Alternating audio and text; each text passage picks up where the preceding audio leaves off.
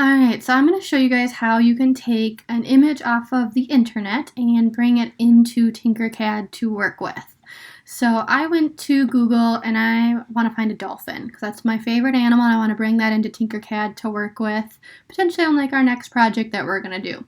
So with Tinkercad, you can't just use any image. So like maybe I want this nice basic one.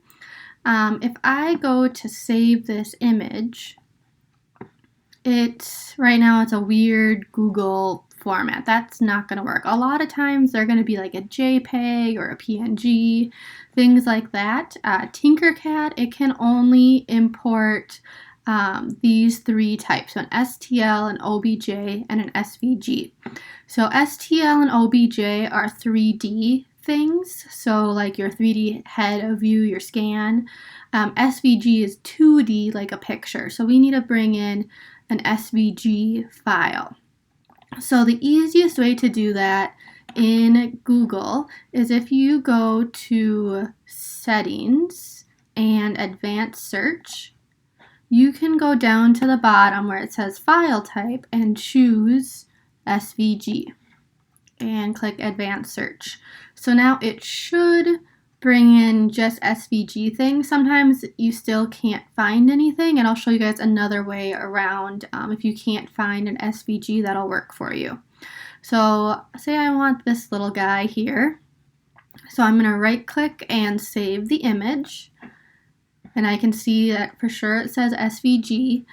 Even though we're doing like this filter, only looking for SVG images, it might bring up JPEGs or other things too. So just double check that it's an SVG and that'll save you some time. Make sure you know where it's going to. So on my computer, I'm just going to throw it in downloads. You can throw it on desktop, whatever you're doing. I'm going to call it Dolphin Pic. And I'm going to save it.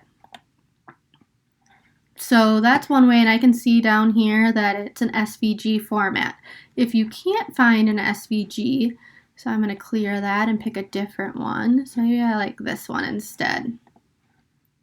And if I save it, let's just see what this one does. And I'll pick one more just in case here.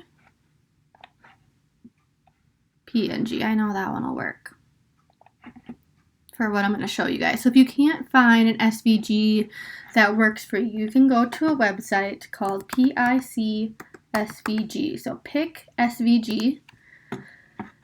So this is a converter. So you can bring in a picture and it'll convert it to an SVG for you. So I'm going to upload a picture. I'm going to do that PNG one. And if you scroll down, it shows you what it's going to bring it in as. So what's kind of cool about this is that you can change how it's converting it. So like this one is just that border. And then this first one is kind of similar. I want one that's solid.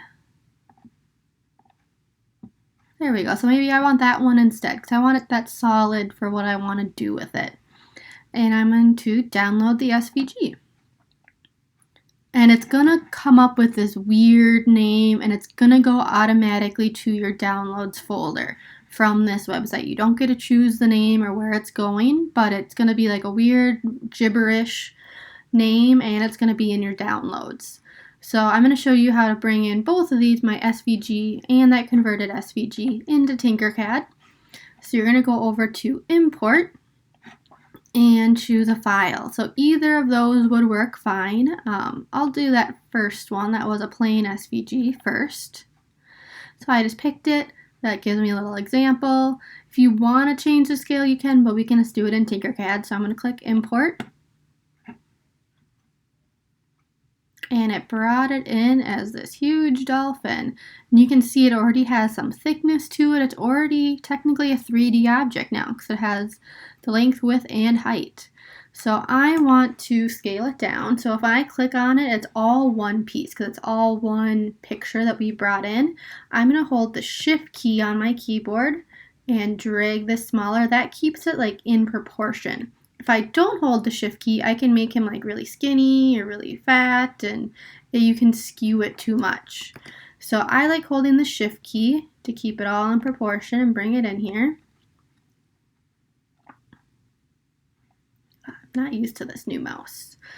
There we go. So there's my little dolphin. If I wanted to make him thicker, or higher up off the ground, or thicker, I could do whatever I want, just like with your normal 3D images.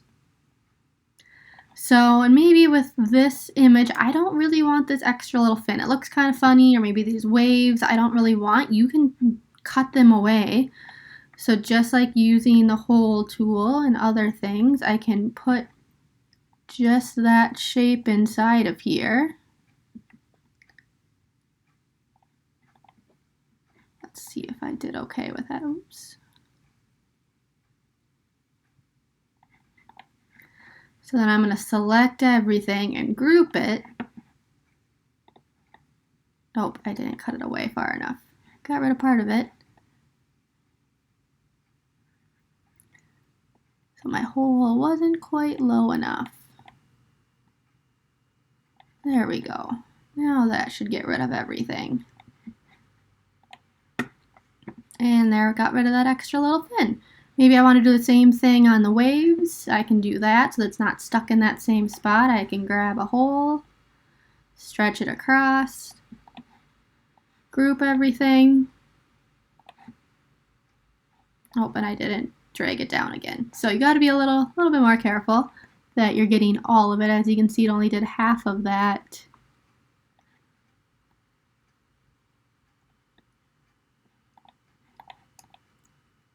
Wave here. There we go.